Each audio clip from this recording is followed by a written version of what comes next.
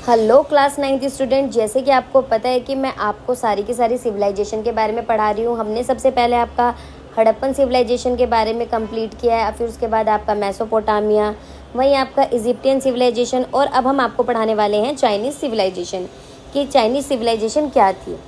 A civilisation with ancient roots, continuous development and enduring influence.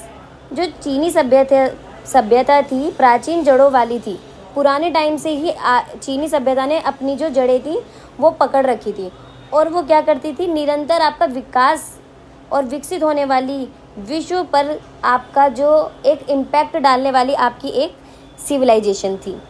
तो student, सबसे पहले हम आपका इसकी लोकेशन के बारे में आपको बताएंगे, इसकी लोकेशन के बारे में। तो जो आपका इसकी लोकेशन है वो आपकी स्टार्ट होती है हुआंग हो से, जो आपका ये है जिसको आप बोलते हैं येलो रिवर, इसके पास ही बहती है। ये आपका सारा का सारा येलो रिवर के आसपास का क्षेत्र है हुआंग हो। बाद में यह चांगजियांग तक फैल गया, जो आपका ये है चांगजियांग।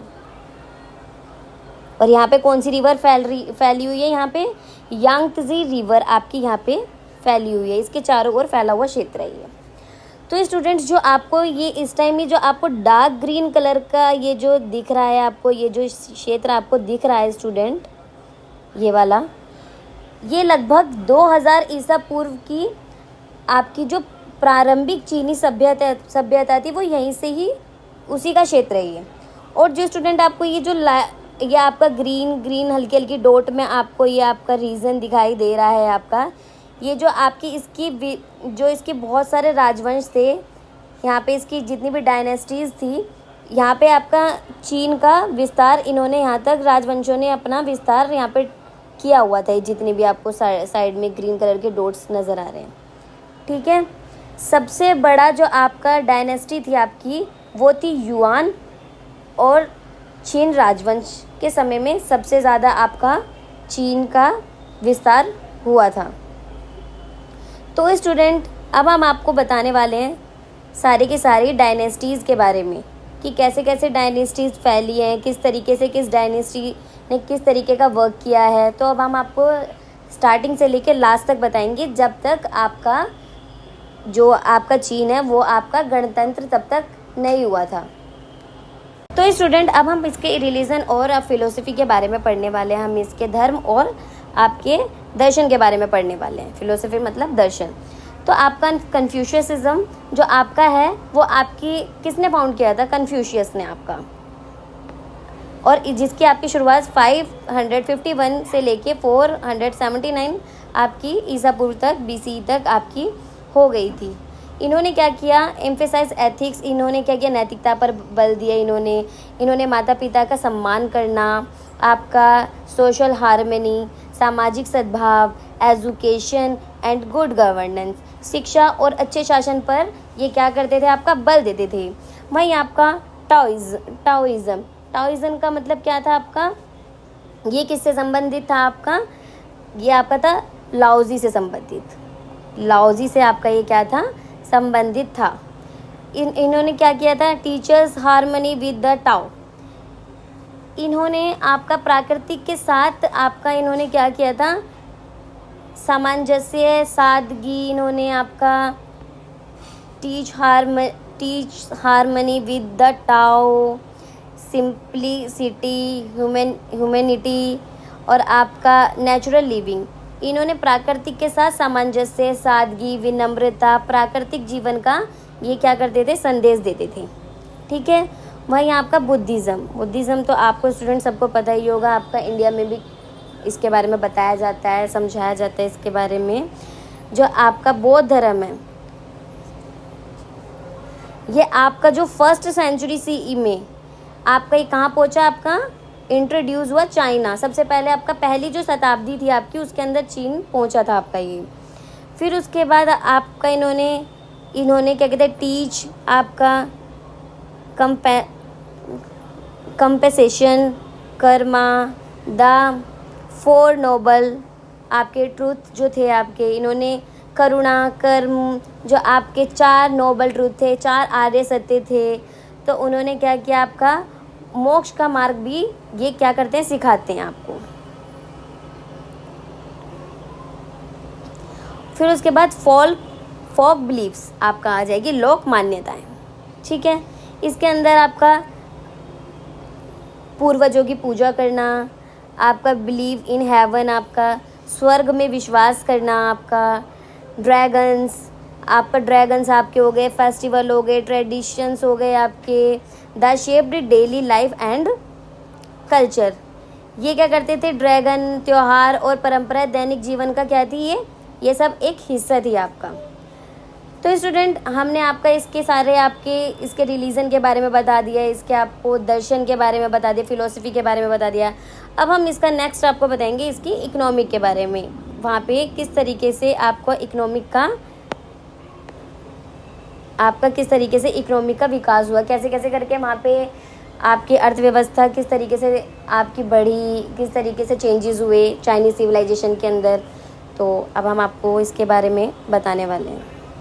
वही स्टूडेंट, नेक्स्ट है आपका सॉन्ग। उन्होंने क्या किया था, 960 से लेके 1279 आपका ईस्वी तक क्या किया था, इनोवेशन इन साइंस। इन्होंने क्या किया था, विज्ञान और आपका जो टेक्नोलॉजी के क्षेत्र में क्या किया था, आपका तरक्की करना, इनोवेशन करना, अपने नई नई चीज़ें करना इन्होंने स्टार्ट कर दिया था। और इन्होंने क्या किया था, ट्रेड एंड अर्बन लाइफ का क्या किया था, इन्होंने विकास किया था। व्यापार और शहरों का क्या किया था, इन्होंने इस टाइम पे विकास किया था। वहीं आपका आता है युआन। युआन का है 1271 से लेके 1368 ईस्वी तक इन्होंने क्या किया था, Mughal rule, west empire, culture exchange.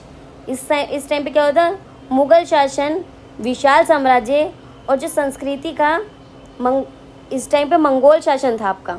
और आपने विशाल साम्राज्य और संस्कृति का क्या किया था, इन्होंने अपनी संस्कृति का एक्सचेंज करना शुरू किया था, आदान प्रदान करना शुरू किया था। वही आपका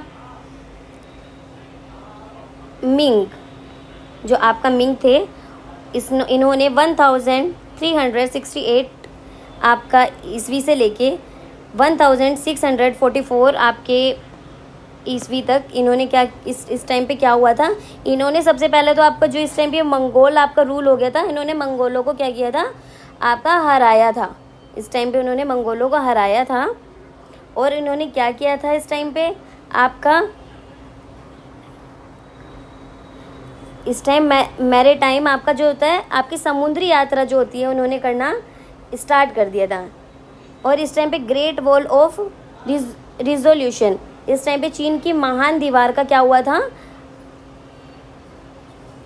निर्माण हुआ था। इस समय जो चीन की महान दीवार का निर्माण किया गया था। आर्ट्स एंड लिटरेचर, इस टाइम पे जो आर्ट और लिटरेचर का भी क्या हुआ था, इसमें विकास हुआ था, फ्लोरिश हुआ था। ठीक है, विकास हुआ था इस टाइम पे। अब आता है आपका लास्ट है आपका किंग आपका, तो इसका आपका 1644 से लेके 1912 तक आपका इसका टाइम पीरियड चला। तो और ये क्या थे आपका, यहाँ के आपके लास्ट आपके वो थे, शासक थे, इस आपकी जो भी आपका डायनेस्टी इस टाइम पे चल रही थी, उसके ये लास्ट शासक थे। इन्होंने क्या किया था, मल्टी इथिक एम्पायर, ये बहुजातीय साम्राज्य आपका। और इन्होंने क्या किया था, टेरिटोरियल एक्सपेंशन किया था, क्षेत्रीय विस्तार किया था। फिर उसके बाद स्टूडेंट्स, जो आज आप देख रहे हो, आपका आज के टाइम में जो तिब्बत है, आपका मंगोल है, ये जो साम्राज्य का विस्तार जो आप देख रहे हो, 1912 में जो आपका जो चाइना था, वो आपका क्या बन गया था, एक गणराज्य बन गया था। ठीक है स्टूडेंट, एक आपका क्या बन गया था, आपका रिपब्लिक, आपको एक मतलब रिपब्लिक आपका स्टेट आपका कह सकते हो, आपका बन चुका था एक। तो यहीं पे इतने सारे देखे, रूरल देखे इसके अंदर कि किस तरीके से अलग अलग आपके शासक आए, सबने अपना अपना वर्क किया। कितनी अच्छी अच्छी चीज़ों की खोज की। और आपका जैसे आपका इसमें आपका देखा जाए कि बहुत सारे ऐसे शासक आए जिन्होंने अपने अपने बहुत सारे महत्वपूर्ण काम किए। जोऊ के टाइम पीरियड को तो हम गोल्डन टाइम पीरियड के नाम से भी जानते हैं। गोल्डन पीरियड के नाम से भी जानते हैं इसके हम टाइम पीरियड को। तो स्टूडेंट्स, अब हम आपको इसकी मेजर डायनेस्टीज़ और टाइमलाइन के बारे में बताएंगे, इसके महत्वपूर्ण राजवंशों के बारे में आपको बताएंगे। डायनेस्टी आपकी दी गई है आपका सबसे पहले कॉलम में, फिर आपका दिया गया है पीरियड दिया गया है आपका, फिर उसकी की फीचर और अचीवमेंट्स आपकी सारी की सारी बताई गई हैं।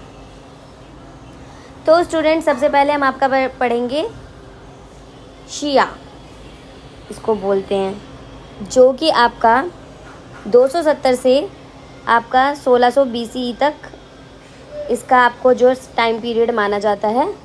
और ये क्या कर इसके टाइम में क्या हुआ था, ये चीन की जो है वो सबसे पहला आपका क्या माना जाता है, डायनेस्टी मानी जाती है, सबसे फर्स्ट राजवंश आपका माना जाता है। प्रारंभिक राज्य व्यवस्था अर्ली स्टेट फॉर्मेशन की आपको स्टार्टिंग भी यहीं से ही हुई थी। वहीं आपका सेकंड आपका है शांग, जिसका टाइम पीरियड आपको 1600 से लेके 1046 तक आपको 1046 तक आपको BC तक आपको देखने को मिलेगा। अब इनके टाइम में क्या हुआ था, आपका ब्रोंज कल्चर, आपकी कांस्य संस्कृति, ओरेकेन बोन स्क्रिप्ट, आपका हड्डियों पर लेखन। ओरेकेन बोन स्क्रिप्ट का मतलब होता है हड्डियों पर आपका लेखन करना, लिखना। स्ट्रॉन्ग सेंट्रल अथॉरिटी, मजबूत केंद्रीय शासन आपका इनके टाइम पे था। थर्ड है आपका जोऊ का आपका टाइम पीरियड 1046 से लेके 250 BCE तक था, ईसा पूर्व तक था। अब इनके टाइम में क्या था, आपको फ्यूडल सिस्टम था, सामंती व्यवस्था थी। मैंडेट ऑफ हेवन, स्वर्ग का आदेश इसको कहा जाता है। वहीं यहाँ पर development of Confucian thought, Confucian विचारधारा का विकास इस समय पे आपका हो गया था। अब हम बताएंगे आपको किन के बारे में। 221 से लेके 206 BCE तक आपका इनका टाइम पीरियड था। ये आपका क्या था, चीन का आपका फर्स्ट एम्पायर यूनिफिकेशन,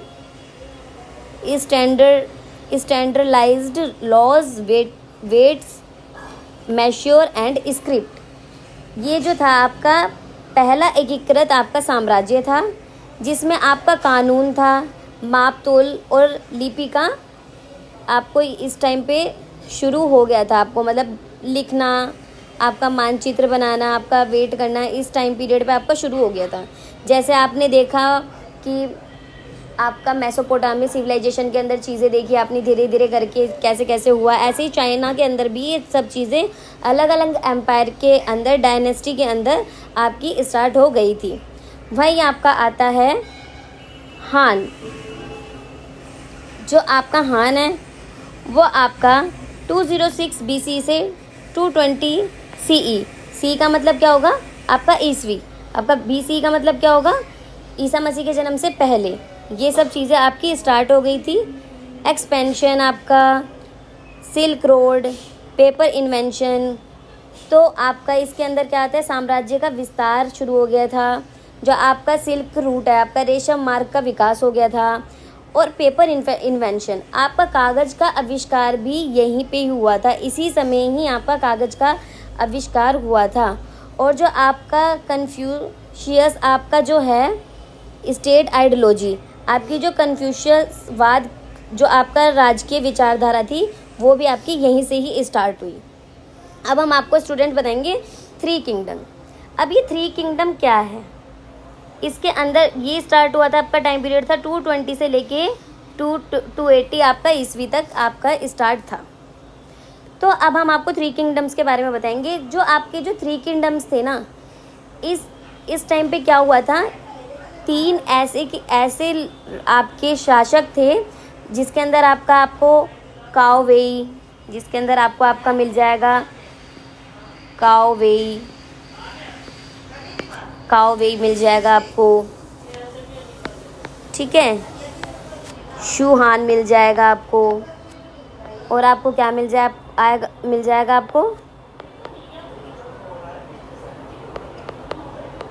आपको ईस्टर्न वू। ये आपके जो तीन एक ऐसे शासक थे जिन्होंने क्या किया था, इस समय आपका जो चाइना के अंदर था ना, वो वहाँ पे क्या हो गया था, वहीं पे अंदर ही युद्ध छिड़ गया था आपका, वहीं पे ही आपका गृह युद्ध छिड़ गया था, जिसने क्या किया था, जो आपका ये जो हान आपकी डायनेस्टी है आपकी, उसको कर दिया था, उसको समाप्त कर दिया था। और ये जो आपके तीन जिन मैंने आपके शासकों के आपके नाम बताए हैं, उस टाइम पे उन्होंने अपने आप को क्या कर लिया था, आज़ाद कर लिया था हान से। और क्या किया था, वहाँ पे अलग अलग अपनी डायनेस्टी बसाई थी, अलग अलग अपने राज्य बसाए थे, अपना अधिकार अलग अलग जगहों पे कर लिया था। किसी ने अपना अधिकार नॉर्थ में कर लिया था, किसी ने अपना साउथ में कर लिया था। तो इसे कह सकते हैं कि उस टाइम पे चाइना अलग अलग पार्ट्स के अंदर डिवाइड हो गया था। फिर उसके बाद स्टार्ट होता है स्टूडेंट आपका जो सुई। अब हम बताएंगे सुई के बारे में। 581 से लेके 618 तक ईस्वी तक रीयूनिफिकेशन ग्रांड कैनाल, इसका जो था चीन का, इसने क्या किया, पुनः निर्माण किया। जैसे कि मैंने आपको बताया था थ्री किंगडम्स के अंदर क्या हुआ था, आपका चीन अलग अलग चीज़ों में आपका डिवाइड हो गया था। फिर उसके बाद सुई ने क्या किया, आपका चीन को पुनः से क्या किया, एक साथ लाना, एक साथ करना स्टार्ट कर दिया। और उन्होंने सबसे ज़्यादा जो महत्वपूर्ण काम था, उन्होंने जो उसकी ग्रैंड कैनाल, महान नहर का उस टाइम उन्होंने क्या किया था, निर्माण किया था। फिर आपका आ जाता है तांग का आपका टाइम पीरियड है 618 से लेके आपका 907 तक। तो इसने क्या किया था, आपका गोल्डन एज ऑफ कल्चर, इसे हम क्या बोलते हैं, गोल्डन एज ऑफ आपका स्वर्णकाल बोलते हैं, कल्चर का, संस्कृति का, इकोनॉमिक्स का, आर्ट का, ओपन टू वर्ल्ड, विश्व के लिए इन्होंने क्या किया था, खुला व्यापार भी करना इन्होंने स्टार्ट कर दिया था। वहीं तो स्टूडेंट आपका चाइनीज सिविलाइजेशन में सबसे पहले आती है इसकी इकोनॉमी, यानी आपकी अर्थव्यवस्था, जिसके अंदर सबसे पहले आता है आपका एग्रीकल्चर, कृषि, जो आपका based on rice and millet और वीट। जो ये आपका इसकी जो कृषि थी, जो साउथ में सबसे ज़्यादा क्या होता था, आपका चावल होता था। जो चाइना के जो साउथ आपका पार्ट है, उसके अंदर सबसे ज़्यादा चावल होता था। और जो इसके जो उत्तर के अंदर है, इसका नॉर्थ में आपका क्या होता था, सबसे ज़्यादा वीट और मिलेट, बाजरा और गेहूँ होता था। एडवांस्ड इरिगेशन, आपका सिंचाई, आपके यहाँ पे crop rotation and use of iron tool increased आपका इसका प्रोडक्ट। तो इसमें क्या होता था, आपका सीढ़ीदार खेती की जाती थी वहाँ पे।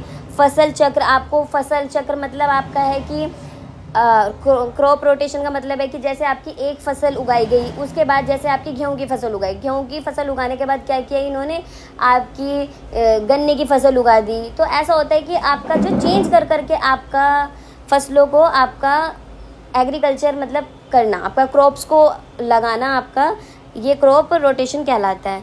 और इन्होंने सबसे ज़्यादा जो ज़रूरी आपका इम्पोर्टेंट काम किया, इन्होंने क्या किया, आयरन के जो टूल्स यूज़ किए, जिससे क्या हुआ आपका, जिससे आपकी जो फसल है उसकी आपका क्या हुआ, वो बढ़ा, उसकी पैदावार आपकी बढ़ी है इसका यूज़ करने के बाद। तो स्टूडेंट उसके बाद हम आपको दिखाते हैं इसके आपका इंडस्ट्री और हैंडीक्राफ्ट्स के बारे में। उद्योग और जो आपका हैंडीक्राफ्ट मतलब होता है हाथ से बनी हुई चीज़ें, हस्तशिल्प, जिसके अंदर आपका ब्रोन कास्टिंग, आपका कांस मतलब कि कांसे का यूज़ करते थे, वो अलग अलग चीज़ें बनाते थे। आपका सिल्क वीविंग, आपका रेशम की बुनाई करते थे आपका।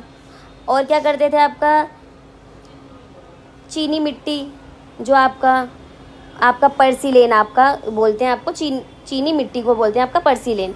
और क्या करते थे वो, जेड आपका कार्विंग, जेड पत्थर की के ऊपर क्या करते थे वो आपका नक्काशी करते थे। और वो बहुत सारे आपका शिप बिल्डिंग, आपका जहाज़ का भी इसके अंदर आपका निर्माण करते थे वो, इनका ये सब आपका काम था। वो ज़्यादा हैंडीक्राफ्ट को ही ज़्यादा प्रमोट करते थे या उसका ही सबसे ज़्यादा यूज़ करते थे वो, सबसे ज़्यादा उनको बहुत ज़्यादा इंटरेस्ट था। आपको आज भी देखते हो चीन कितना ज़्यादा डेवलप है, वहाँ पे छोटी से छोटी चीज़ से लेके बड़ी से बड़ी चीज़ें आपकी चाइना के अंदर ही डेवलप की जाती है।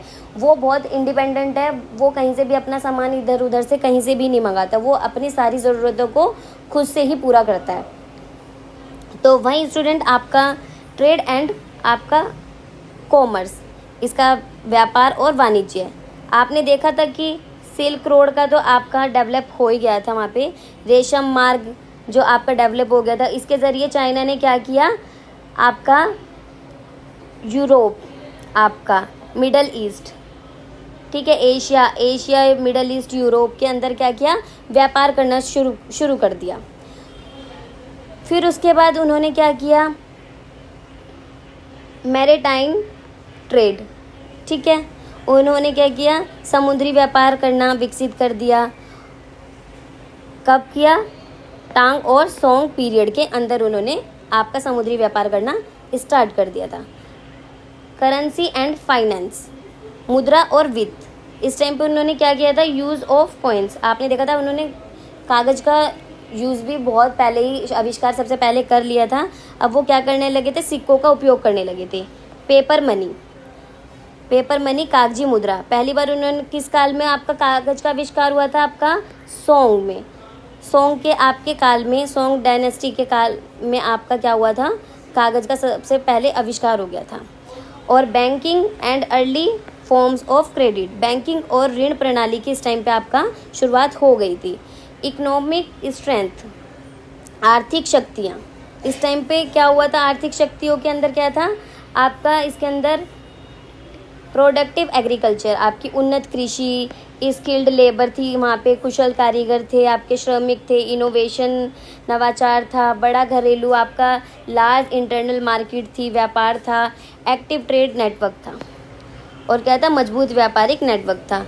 तो स्टूडेंट आप आज से भी रिलेट करके, जो आपका आज के टाइम पे रिलेट करके आप चाइना को देख सकते हो कि वो कितना ज़्यादा डेवलप है, उसकी इकनॉमी कितनी ज़्यादा अच्छी है, उसकी इकनॉमी कितना ज़्यादा वो अपने ही आगे लोगों को स्किल करके वर्क लेता है। तो आप यहाँ से भी इसको रिलेट करके स्टूडेंट्स देख सकते हो। अब हम आपको बताने वाले हैं इसका contribution of to the world, कि इसका आपका विश्व में क्या योगदान है। राइटिंग, सबसे पहले हम बताएंगे इसकी राइटिंग, इसका लेखन, जो डेवलप्ड ऑफ चाइनीज़ कैरेक्टर्स, इसने क्या किया था, इन्होंने चीनी लिपि का विकास किया था। One of the world oldest आपका कंटिन्यूस राइटिंग सिस्टम, विश्व की सबसे पुरानी निरंतर लेखन प्रणाली में से ये क्या था, वर्ल्ड की सबसे ओल्ड आपकी क्या थी, आपकी लेखन प्रणाली में से एक थी आपकी, जो चाइनीज़ थी, ठीक है। उसके बाद इन्होंने इन्वेंशन किस किस चीज़ का किया, इन्होंने पेपर का, प्रिंटिंग का, कंपास का, आपका गन पाउडर का, बारूद का, आपका पोर्सेलेन का, सिल्क का, ठीक है, सिस्मोग्राफ का, भूकंप मापक का, इन्होंने बहुत सारे आपका कार्बोज का, बहुत सारे इन्होंने क्या किए, इन्होंने आविष्कार किए, और इन आविष्कारों का यूज़ आपका क्या वर्ल्ड भी कर रहा है। ऐसा नहीं है कि इन्होंने आविष्कार ज़्यादा दिन तक कोई अपने पास नहीं रख सकता, उन्होंने क्या किया, जैसे जैसे चाइना में आविष्कार हुआ ऐसे ऐसे और भी देशों ने आविष्कार करना शुरू किया, और भी देशों को टेक्नोलॉजी के बारे में पता लगा कैसे कैसे क्या होता है। तो सबसे पहले जो यूज़ हुआ था चीज़ों का, वो आपने चाइना के लोगों ने इन चीज़ों का यूज़ किया था, जो मैंने आपको बताया, जैसे आपका पेपर का, प्रिंटिंग का, कंपास का इन्होंने। अब इसके बताएंगे हम साइंस एंड टेक्नोलॉजी में इन्होंने क्या कंट्रीब्यूशन दिया वर्ल्ड को। इन्होंने क्या किया, आपका एडवांस इन मैथमेटिक्स, इन्होंने गणित में एडवांस मैथ, आपका एस्ट्रोनॉमी, आपका खगोल विज्ञान जो आपका बोलते हैं, मेडिसिन हो गया, आपका चिकित्सा हो गया, एग्रीकल्चर हो गया, ठीक है, इंजीनियरिंग हो गया आपका, इन सब में इन्होंने बहुत ज़्यादा आपका वर्क किया है। और वहीं आपका फ़िलॉसफी और आपका एथिक्स के अंदर, दर्शन और नैतिकता के अंदर इन्होंने क्या किया, आपको कन्फ्यूशियस के बारे में तो आपने पढ़ा है ऊपर भी। तो आपका कन्फ्यूशियस जो था के विचारों ने पूर्वी जो आपका ईस्ट आपका एशिया जो कल्चर था, पूर्वी एशिया की जो आपकी शिक्षा, आपकी संस्कृति, आपका शासन था, वो आपका पूरी तरह कन्फ्यूशियस के आपके विचारों से आगे बढ़ा। ठीक है, तो कन्फ्यूशियस के विचार आपके यहाँ पे बहुत ज़्यादा वैल्यू रखते हैं। अब हम आपको बताएंगे वहाँ के आर्ट एंड कल्चर के बारे में, चाइना की, जिसने आपका वर्ल्ड में कंट्रीब्यूशन किया। इन्होंने क्या किया कि आप पोइट्री लिखी, अपनी कविताएं लिखी आपकी, ठीक है, कैलीग्राफी की इन्होंने, सुलेख लिखे इन्होंने, बहुत सारी ऐसी ऐसी इंपॉर्टेंट चीज़ें लिखी इन्होंने, पेंटिंग, म्यूज़िक आपका, ठीक है, आर्किटेक्चर एंड फेस्टिवल्स, इन्होंने बहुत सारी चीज़ें आपका की। और वहीं आपका यूनिटी और आपका गवर्नेंस में इन्होंने क्या किया, एकता और शासन के लिए इन्होंने क्या किया, इन्होंने आइडिया ऑफ गुड गवर्नेंस, इन्होंने सबको सुशासन की अवधारणा सिखाई है। ठीक है, मेरिट इन एडमिनिस्ट्रेशन, आपका योग्यता आधारित आपका प्रशासन सिखाया इन्होंने वर्ल्ड को। And rule of law left a lasting legacy, और कानून का आपको किस तरीके से कानून का शासन होना चाहिए, ये सब आपको चाइना के अंदर आपका देखने को मिलता है और सीखने को मिलता है चाइनीज़ सिविलाइजेशन के अंदर। तो स्टूडेंट, हमने आपका चाइनीज़ सिविलाइजेशन का टॉपिक आपको अच्छे से कवर करवा दिया है। अगर आपको इसमें कोई भी दिक्कत आ रही है या आपको कुछ भी समझने में प्रॉब्लम आ रही है तो आप मेरे को कमेंट्स में बता सकते हैं। और आप हमारी वीडियो को ऐसे ही रेगुलर देखने के लिए मेरे चैनल को सब्सक्राइब, लाइक और शेयर कीजिए। Thank you.